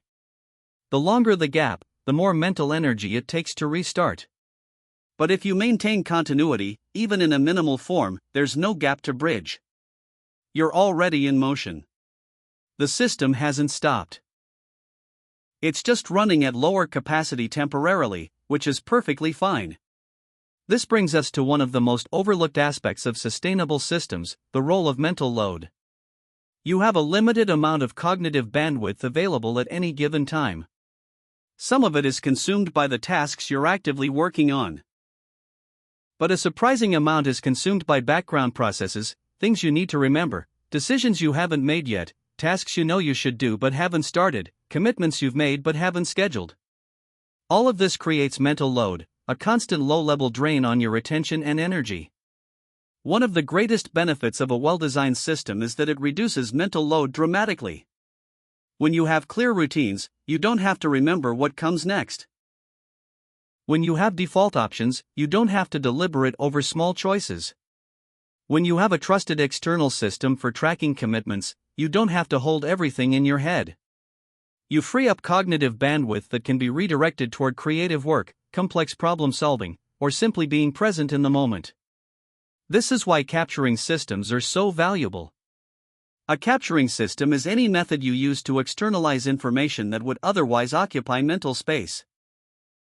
It could be a notebook where you write down every task and idea as it occurs to you. It could be a digital tool where you store reference material and project plans. It could be a weekly review process where you process everything that's accumulated and decide what to do with it. The specific tools matter less than the habit of getting things out of your head and into a system you trust. When you know you have a reliable place to capture information, you stop trying to remember everything. You stop carrying that constant low-level anxiety about forgetting something important. You can focus fully on whatever you're doing right now, because you know that everything else is recorded and will be addressed at the appropriate time. This shift, from trying to hold everything in your head to trusting an external system, is one of the most significant changes you can make in terms of sustained performance over time. But a capturing system only works if you actually use it consistently and if you trust it enough to let go of mental tracking. This means you need to make the capturing process as frictionless as possible. If it takes 5 steps to write something down, you won't do it consistently. If your notebook is in another room, you'll tell yourself you'll remember and then forget. The system has to be accessible at the moment the thought occurs, which usually means keeping a capture tool within arm's reach at all times. It also means you need a regular process for reviewing what you've captured. A pile of notes that never gets processed is just another source of mental load. You need a rhythm, daily or weekly, where you go through everything you've captured, decide what it means, and either act on it, schedule it, delegate it, or discard it. This review process is what closes the loop and allows you to fully trust the system. Now, let's address the deeper question underlying all of this. Why do so many people struggle to maintain systems even when they understand these principles? It's not usually because they don't know what to do. It's because systems require a different mindset than goals do. Goals are about reaching a destination. Systems are about continuing a process indefinitely. Goals have an endpoint where you can stop and celebrate. Systems don't. They just keep going. This difference is why so many people lose motivation after the initial excitement fades. They're expecting a finish line, a moment where they can declare victory and relax. But with systems, there is no finish line. There's only the ongoing practice of showing up and doing the work. And for people conditioned to think in terms of goals and achievements, that can feel pointless or even depressing. But here's the reframe that makes all the difference. The system isn't a means to an end. The system is the end. You're not building these routines and structures so that someday you can stop and enjoy the results. You're building them because this is what it means to live the kind of life you want to live. The person who writes every day isn't waiting to become a writer someday. They're already a writer. The person who trains consistently isn't waiting to be fit someday. They're already fit. The identity is in the practice, not in some future achievement. When you internalize this, the whole dynamic shifts. You stop feeling like you're sacrificing or delaying gratification. You stop feeling like you're grinding toward some distant reward. You start to experience the process itself as the reward, as the expression of who you are and who you're becoming. And once that shift happens, sustainability becomes effortless. You don't have to force yourself to maintain the system. You maintain it because it's integrated into your identity. This is the ultimate goal of sustainable system design. Not to create rigid routines you have to follow through sheer discipline, but to design conditions where the right actions feel natural and aligned with who you are. Where the system doesn't feel like a burden you're carrying, but like a structure that supports you. Where you're not constantly fighting against your own tendencies, but working with them. Getting to that point takes time and iteration. Your first attempt at building a system will not be perfect. You'll discover friction points you didn't anticipate. You'll find that some routines don't fit your natural rhythms. You'll realize that certain structures create more stress than they relieve. That's all normal and expected. Building a sustainable system is a process of continuous refinement, not a one-time design challenge. The key is to approach this process with curiosity rather than judgment. When something isn't working, don't interpret it as personal failure. Interpret it as useful information about what needs to change. Maybe the routine is too ambitious for your current life circumstances. Maybe the friction is higher than you realized. Maybe you've designed for the person you wish you were rather than the person you actually are. All of that is fixable through iteration. Pay attention to where you consistently struggle. That's where the system needs adjustment. If you keep skipping your morning routine, maybe you're not actually a morning person and you need to build the routine into a different part of the day. If you keep abandoning your meal prep plans, maybe the recipes are too complex and you need simpler options. If you keep missing your writing sessions, maybe the time block is too long and you need to start with something shorter. The system should adapt to you, not the other way around. And remember, the goal isn't to optimize every moment of your life. The goal is to create enough structure that the things that matter to you happen consistently without consuming all your mental energy. You need space for spontaneity, for rest, for activities that don't serve any productive purpose. A sustainable system isn't a tightly scheduled regiment. It's a flexible framework that handles the recurring essentials so you have freedom and energy for everything else. This is the paradox of sustainable systems. They require discipline to establish, but once established, they reduce the need for discipline. They require effort to maintain, but they make everything else less effortful. They require structure, but they create freedom. It's an investment that pays compounding returns over time, not in motivation or excitement, but in the quiet, steady accumulation of progress that happens when you stop fighting yourself and start working with yourself instead. So as you think about what systems you want to build, start small. Choose one area of your life where you want more consistency. Design the simplest possible version of a system that would support that consistency. Focus on reducing friction and offloading decisions. Test it for a few weeks, pay attention to what works and what doesn't, and adjust accordingly. Don't try to overhaul your entire life at once. That's just another form of goal-oriented thinking, and it usually leads to burnout and abandonment. Instead, build one sustainable system. Let it become part of your routine until it feels automatic. Then, if you want, add another. Over time, these systems compound. They start to support and reinforce each other. The habits that felt difficult at first become effortless. The structures that seemed restrictive become liberating. And you find yourself making progress not through constant effort and willpower, but through the natural operation of systems that align with who you are and who you're becoming. This is what it means to build sustainably. Not to force yourself into a shape that doesn't fit. Not to rely on motivation that inevitably fades. But to create conditions where the right actions emerge naturally, where consistency becomes the default, where you stop fighting against yourself and start moving forward with less friction and more ease. That's when everything changes. Not through dramatic transformation, but through the quiet, persistent operation of systems that work. BLM 5, Sesai Zillerleem, Casanilmas Basari. There's a particular kind of anxiety that comes with trying to change your life. You wake up each morning and immediately start measuring. Am I different yet? Have I made enough progress? Can I see the results? This constant checking, this obsessive monitoring of outcomes, feels productive. It feels like you're staying on top of things, holding yourself accountable. But in reality, it's one of the most counterproductive things you can do. When you fixate on results, you create a feedback loop that works against you.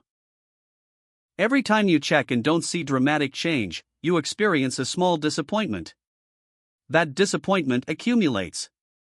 It quietly erodes your confidence in the process. It makes you question whether what you're doing is working. And eventually, it leads you to abandon the system entirely, not because the system failed, but because you were looking for results on a timeline that doesn't match how real change actually happens. This is the fundamental problem with goal-oriented thinking. It trains you to look for immediate, visible feedback. It makes you believe that if you're doing things right, you should be able to see measurable progress quickly. But most meaningful change doesn't work that way. Most meaningful change happens slowly, quietly, in ways that are almost invisible day to day. And if you're constantly checking for results, you'll miss the fact that change is happening.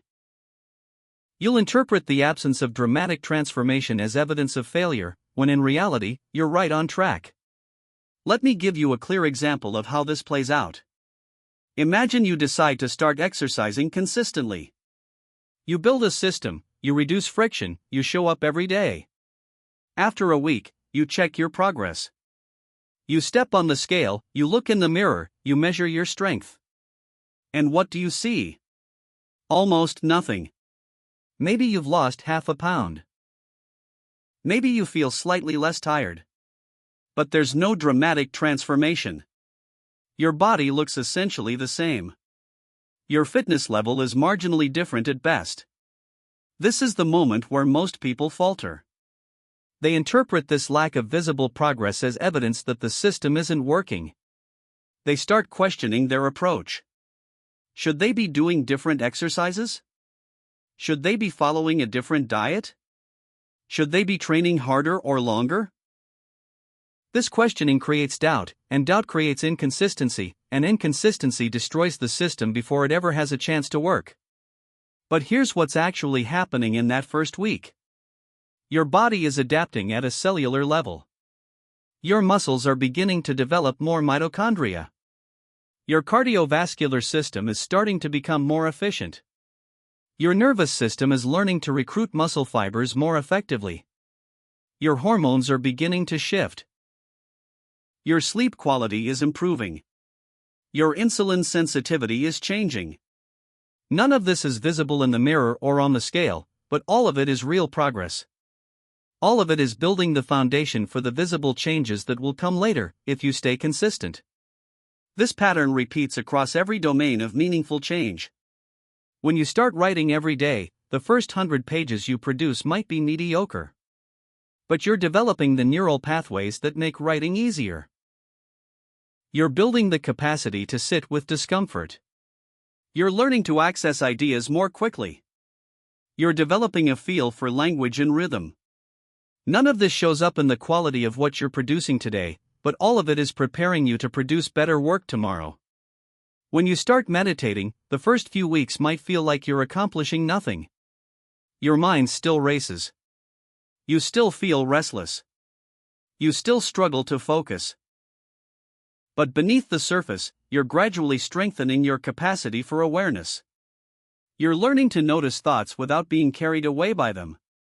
You're developing the ability to return to the present moment.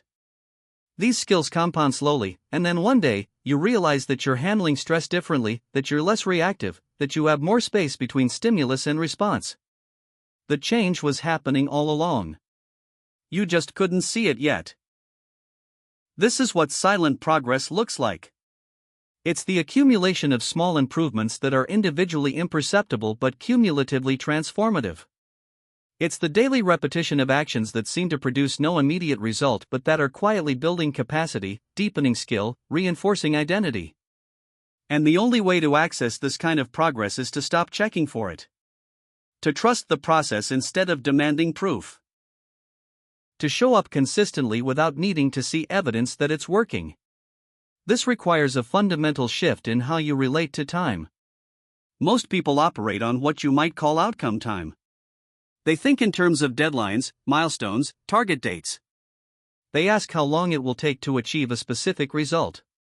They want to know when they'll see progress. This mindset treats time as a resource to be managed and optimized, and it creates constant pressure to produce measurable results quickly. But meaningful change operates on what you might call process time. Process time isn't measured in days or weeks. It's measured in repetitions, in cycles, in the gradual accumulation of experience. Process time doesn't care about your deadline. It doesn't care about your impatience. It moves at its own pace, which is determined by the nature of the skill or capacity you're developing, not by your desire for rapid results. When you shift from outcome time to process time, something interesting happens. You stop feeling rushed. You stop feeling behind. You stop comparing your progress to some arbitrary timeline you've imposed on yourself. Instead, you simply show up and do the work, trusting that the repetition itself is the progress. You're not waiting for some future moment when the results finally appear. You're recognizing that each repetition is itself a result, a moment of becoming, a small step in the direction you've chosen. This shift also changes how you experience setbacks. When you're operating in outcome time, every setback feels like a catastrophe. You've wasted time. You've fallen behind schedule. You're further from your goal than you were before. But when you're operating in process time, setbacks are just part of the landscape. They're information. They're opportunities to refine your approach. They don't erase the progress you've made because the progress isn't measured in outcomes, it's measured in the consistency of your practice. Let's say you've been following a system for 2 months. You've been writing every day, or exercising every day, or meditating every day. Then life happens. You get sick, or you have to travel, or a family emergency pulls your attention elsewhere. You miss a week. When you return to your practice, you might feel like you've lost your momentum, like you're starting over from scratch. But that feeling is a lie told by outcome-oriented thinking. The truth is that nothing you built in those 2 months has disappeared. The neural pathways are still there. The habits are still there. The identity is still there. You're not starting over. You're simply resuming. And often, you'll find that the break has actually helped in ways you didn't expect. You come back with fresh perspective. You notice things you missed before. You have renewed appreciation for the practice. The interruption wasn't a failure. It was part of the process.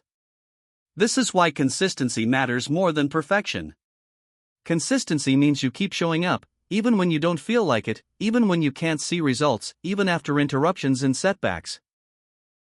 Perfection means you do everything exactly right every single time, which is impossible and creates constant feelings of failure. Consistency builds over time. Perfection burns out quickly. Consistency creates resilient systems. Perfection creates fragile ones. And here's the paradox. When you stop chasing perfection and simply focus on consistency, you often end up with better results than you would have achieved through perfectionism. Because consistency gives you more repetitions, and repetitions are where learning happens.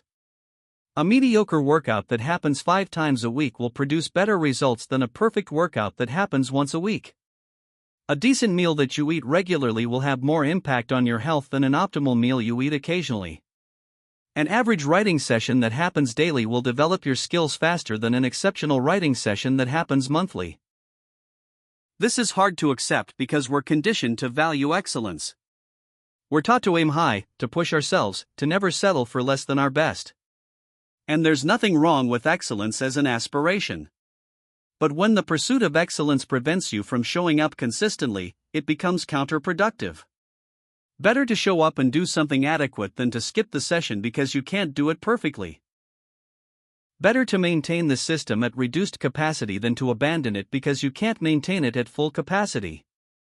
Now, as consistency becomes natural, something subtle begins to shift. The actions that initially required conscious effort start to happen automatically. You stop having to decide whether to do them. You stop having to motivate yourself. You stop having to overcome resistance. The behavior simply becomes part of who you are, something you do as naturally as brushing your teeth or making your morning coffee. This is the point where the system truly becomes sustainable. You're no longer maintaining the system through discipline or willpower. You're maintaining it through identity. You're not someone who's trying to write every day. You're a writer. You're not someone who's trying to exercise regularly. You're someone who trains. The shift from aspiration to identity is subtle but profound. It's the difference between behavior that requires constant reinforcement and behavior that's self-sustaining. But this shift doesn't happen through affirmations or visualization or positive thinking. It happens through repetition. Every time you show up and do the thing, you cast a vote for the identity you're building. Every time you write, you're reinforcing the identity of being a writer. Every time you train, you're reinforcing the identity of being someone who trains. The identity emerges from the pattern of behavior, not the other way around. You don't think your way into a new identity. You act your way into it. And once the identity is established, the behavior becomes effortless in a way that's hard to explain to someone who hasn't experienced it. You're not resisting temptation. You're not fighting against yourself. You're simply doing what people like you do. A writer writes. A runner runs. A meditator meditates. There's no internal conflict, no negotiation, no need for motivation. The action is aligned with identity, and that alignment removes all friction. This is when the system starts working on autopilot. You're no longer actively managing it. You're no longer thinking about it constantly. You've internalized the structure to the point where it operates in the background, quietly producing results without demanding your attention. And this is when the real compounding begins. Because now you can build additional systems on top of this one. You can add new layers of capability. You can develop in multiple directions simultaneously because each individual system requires so little conscious effort to maintain. Think about someone who's been exercising consistently for 5 years. They don't spend mental energy deciding whether to work out. They don't struggle with motivation. They just train, the same way they eat or sleep. That consistency has produced physical results, obviously. But it's also produced something more valuable: it's freed up mental space. They're not carrying around guilt about missed workouts. They're not experiencing anxiety about their health. They're not wasting energy on internal debates about whether today is the day they'll finally start taking care of themselves. All that energy is now available for other things. Now they can build a second system. Maybe they want to develop a creative practice, or learn a new skill, or deepen their relationships. They can devote mental energy to that new system without depleting the first one, because the first one no longer requires mental energy. It's automatic. And over time, the second system becomes automatic too. Then they can add a third. And a fourth. Each system compounds with the others, creating a life that's structured around growth and capability without feeling restrictive or overwhelming. This is the long game. This is what happens when you stop chasing outcomes and start building systems. You gradually construct a life where the things that matter to you happen naturally, where you're constantly developing without constantly struggling, where progress is inevitable because it's built into the structure of your daily existence. And the beautiful thing is that you never feel like you're sacrificing or delaying gratification, because the process itself is where you live. The process is your life. But to get there, you have to learn to trust systems over feelings. Because your feelings will lie to you. Your feelings will tell you that nothing is happening. Your feelings will tell you that the system isn't working. Your feelings will tell you that you should try something else, something faster, something more dramatic. And if you listen to those feelings, you'll jump from system to system, never staying with anything long enough for it to work, constantly starting over, constantly disappointed by the lack of visible progress. Systems require faith, not in any mystical sense, but in the mathematical sense.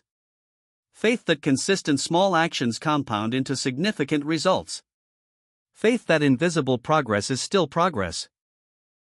Faith that time works in your favor when you're moving in the right direction, even if you're moving slowly. This kind of faith isn't blind.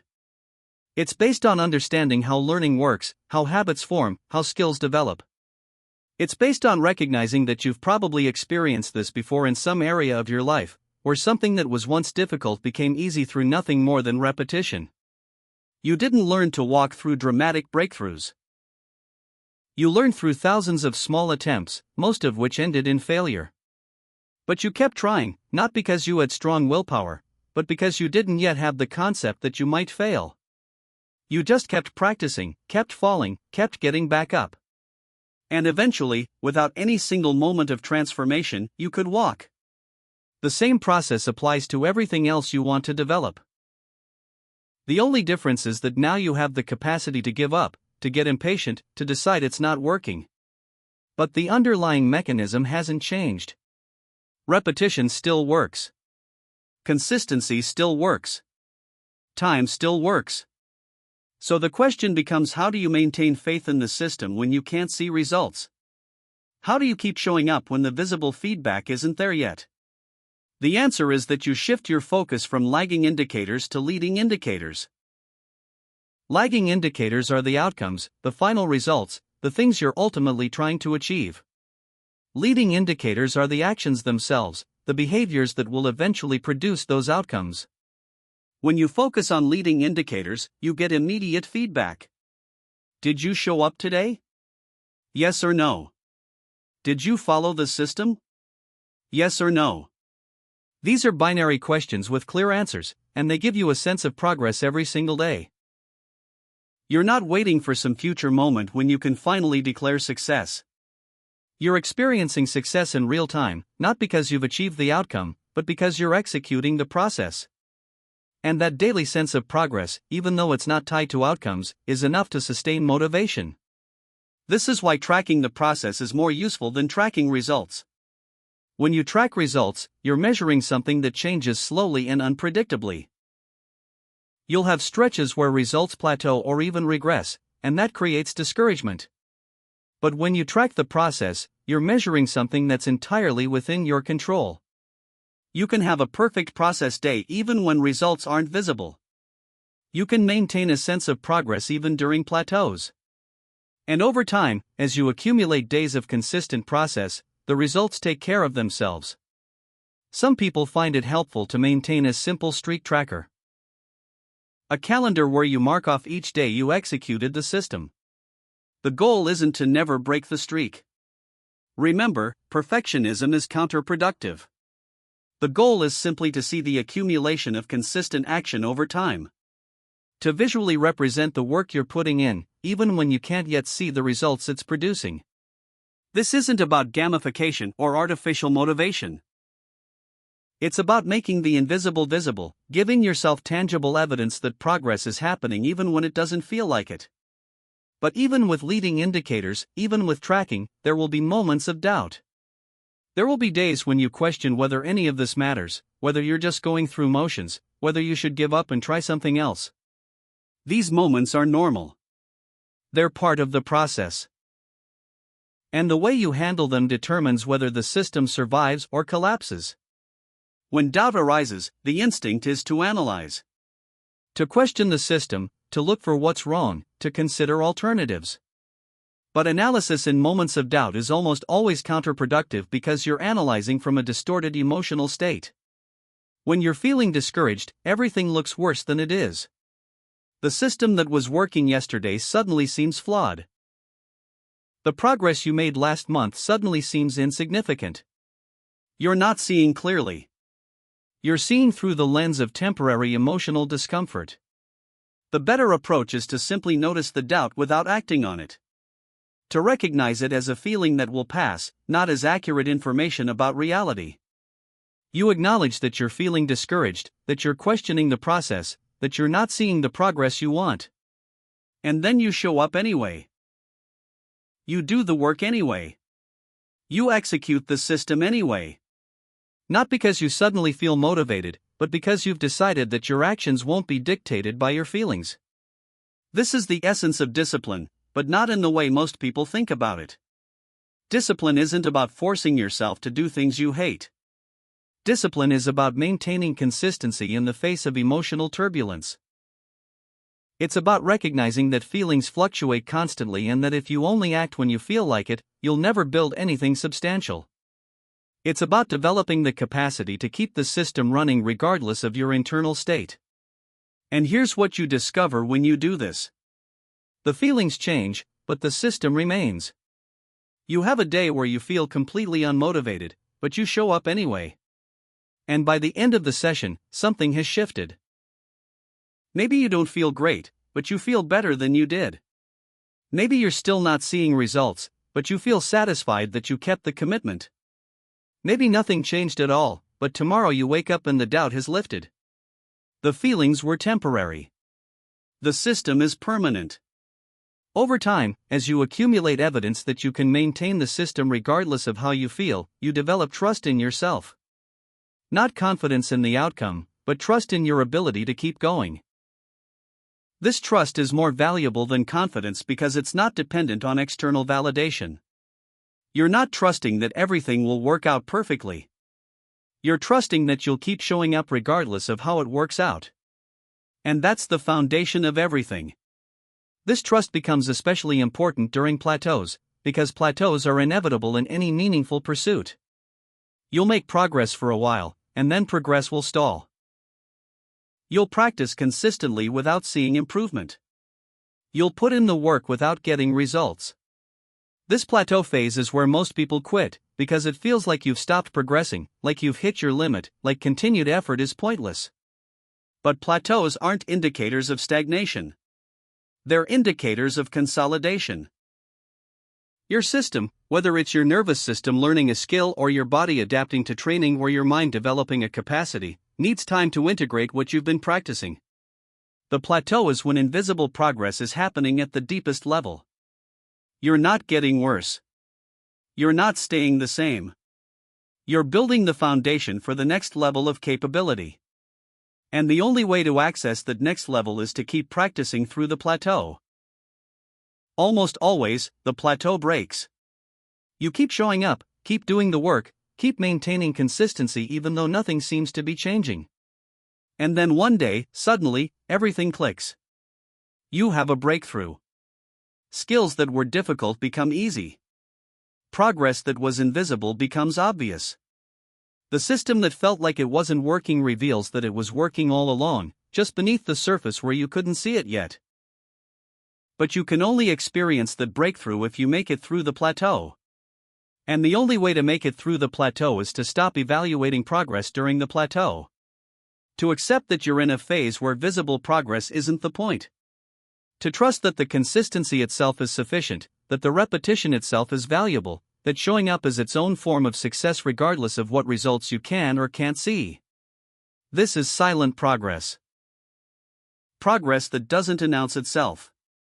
Progress that doesn't produce immediate gratification. Progress that accumulates so gradually that you don't notice it happening until you look back and realize how far you've come. And silent progress is the most reliable form of progress there is, because it doesn't depend on conditions being perfect. It doesn't require motivation or inspiration. It doesn't need visible feedback. It just needs consistency over time. Now, as time passes, as weeks become months become years, the system starts to produce results that seem disproportionate to the effort you're putting in. You show up and do the work, and it no longer feels difficult. You're no longer fighting resistance. You're no longer sacrificing or struggling. You're just doing what you do. And yet the results keep coming, keep accumulating, keep compounding. This is when people start asking you what your secret is, how you stay so disciplined, what drives you to keep going. And the answer is that there is no secret. There's no hidden reserve of willpower. There's no special motivation technique. You built a system, you trusted it long enough for it to become automatic, and now it runs itself. The results are inevitable not because you're pushing for them, but because you've created conditions where they naturally emerge. You've stopped chasing outcomes and started embodying the process, and the outcomes have arrived on their own. This is the promise of systems thinking. Not that you'll achieve some specific goal by some specific deadline, but that you'll gradually become the kind of person for whom the goal is irrelevant because you're already living the life that the goal was supposed to give you. The writer who is trying to publish a book eventually stops caring about publication because they're so absorbed in the daily practice of writing. The person who is trying to lose weight eventually stops caring about the number on the scale because they're so satisfied with how they feel and how they move. The outcome becomes secondary to the identity. And when the outcome does arrive, and it almost always does if the system is sound and you maintain it long enough, it doesn't feel like a dramatic transformation. It feels like a natural consequence of who you've become. It's not a moment of victory. It's simply the recognition that the life you wanted is the life you're already living. The goal has been achieved, but not through chasing it. Through forgetting about it and focusing on the system instead. This is why the final message of this entire approach is so simple. When the right system is in place, the goal already happens. You don't need to force it. You don't need to stress about it. You don't need to constantly check whether you're making enough progress. You just need to show up and run the system, day after day, trusting that time and consistency will do what effort and anxiety cannot. The goal is not the point. The system is the point. The process is the point. The person you become through the daily practice of showing up is the point. And when you fully internalize this, when you stop living in outcome time and start living in process time, everything changes. Not all at once. Not dramatically. But quietly, gradually, inevitably. You stop feeling behind. You stop feeling anxious about whether you're doing enough. You stop comparing yourself to others. You stop questioning whether it's all worth it. You simply become someone who does the work, who maintains the system, who trusts the process. And in becoming that person, you've already succeeded in the way that matters most. The external results, when they come, are just confirmation of what you already knew. That consistency works. That systems work. That silent progress is still progress. That the long game is the only game worth playing. So when you feel impatient, when you want to see results immediately, when you're tempted to abandon the system because it feels like nothing is happening, remember this. Every repetition matters. Every day you show up matters. Every time you execute the system, even when you don't feel like it, especially when you don't feel like it, you're making progress. You can't see it yet, but it's real. It's accumulating beneath the surface, building the foundation for everything that comes next. Trust the system. Trust the process. Trust that time works in your favor when you're moving consistently in the right direction. And one day, maybe tomorrow, maybe next month, maybe next year, you'll look back and realize that somewhere along the way, without any single dramatic moment, everything changed. You became the person you were trying to become. You built the life you were trying to build. Not through force, not through perfect execution, but through showing up, day after day, and letting the system do what systems do. That's silent progress. That's inevitable success. That's what happens when you stop chasing goals and start trusting systems instead. Conclusion: moving on without starting over. If you've made it this far, you've encountered a way of thinking that probably contradicts most of what you've been taught about achievement and success. You've been told that goals are essential, that you need a clear vision of where you're going, that you should visualize the outcome and work backward from there. And now you've spent hours listening to someone tell you that goals are often counterproductive, that the outcome doesn't matter as much as the process, that the secret to getting what you want is to stop wanting it so desperately. This contradiction creates a natural question. So what now? What do you actually do with all of this? How do you take these ideas and turn them into something practical, something that changes how you live day to day? The answer is simpler than you might expect, but it requires letting go of the idea that there's some perfect next step, some optimal way to begin. There isn't. You don't need a grand plan. You don't need to redesign your entire life. You don't need to wait until conditions are ideal. You just need to choose one thing, one area where you want more consistency, and build the simplest possible system around it. Notice I didn't say choose your biggest goal or choose what matters most. I said choose one thing. It could be something small. It could be something that seems almost trivial. The size of what you choose doesn't matter. What matters is that you choose something specific enough that you can act on it today, and that you commit to building a system around it rather than just setting a goal. Let's say you choose reading. You want to read more. The goal-oriented approach would be to set a target. 50 books this year. A book a week. Whatever number feels ambitious enough to be motivating.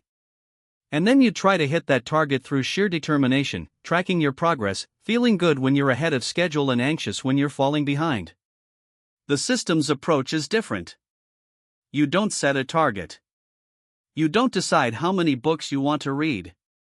Instead, you ask yourself, what's the smallest viable reading habit I could build? Maybe it's 10 pages before bed. Maybe it's 15 minutes every morning with coffee. Maybe it's carrying a book with you and reading whenever you're waiting for something. The specific habit matters less than the fact that it's small enough to be sustainable and specific enough to be actionable. Then you design the environment to support that habit. You put the book somewhere you'll see it. You remove friction by keeping it open to the right page. You eliminate competing options by putting your phone in another room. You don't rely on memory or motivation. You rely on environmental cues that make the behavior automatic. And then you show up. Not perfectly. Not every single day without exception. But consistently enough that the habit starts to take root. You track the process, not the outcome. You mark off the days you read, not the number of books you finish. You focus on maintaining the system, trusting that the results will come as a natural byproduct of consistency. This same pattern applies to anything else you want to develop. You want to exercise more? Don't set a fitness goal. Build a system where movement happens daily. You want to eat better? Don't set a weight loss target. Build a system where healthy food is the default option. You want to be more creative? Don't set a project deadline. Build a system where you engage with your creative practice regularly. The shift from goals to systems isn't complicated. But it does require patience, because systems take time to produce visible results. And this is where most people stumble. They build a system, they run it for a week or two, they don't see dramatic change, and they conclude that it's not working. They abandon the system and go looking for something faster, something more powerful, something that promises immediate transformation. But there is nothing faster. There is no shortcut. There is no hack that bypasses the fundamental requirement of consistency over time. The only choice you have is between accepting this reality and working with it, or fighting against it and perpetually disappointing yourself. And the longer you fight against it, the more time you waste, the more opportunities you miss, the more frustrated you become. So the invitation here is to stop fighting. To accept that meaningful change is slow. To recognize that this slowness isn't a flaw in your approach, it's a feature of how learning and growth actually work. And to find peace in the process rather than constantly straining towards some future moment when you can finally relax because you've achieved enough. Because here's the truth you'll eventually discover if you follow this path long enough. There is no moment when you've achieved enough. There's no finish line where you get to stop and declare victory. The goalpost always moves. The target always shifts. You achieve one thing and immediately start thinking about the next thing. This is how goals keep you trapped in a perpetual state of striving, never satisfied, never present, always chasing something just beyond reach. Systems free you from this trap. Not by eliminating ambition or growth, but by relocating the sense of satisfaction from the outcome to the process. You're not satisfied because you achieved something. You're satisfied because you showed up today. You did the work. You maintained the system. And that satisfaction is available every single day, regardless of whether the outcomes have materialized yet. This is a radical reorientation of how you measure success. Success isn't something that happens in the future when you finally reach your goal. Success is happening right now, in this moment, as you engage with the process. You're already successful if you have a system and you're running it consistently. The external results are secondary, nice when they arrive, but not necessary for you to feel like you're living well. Now, I want to address something that might be bothering you. This whole approach might sound passive. It might sound like you're just going through motions without any real direction, without any ambition, without any fire. And if systems thinking is making you feel that way, you're probably misunderstanding something fundamental.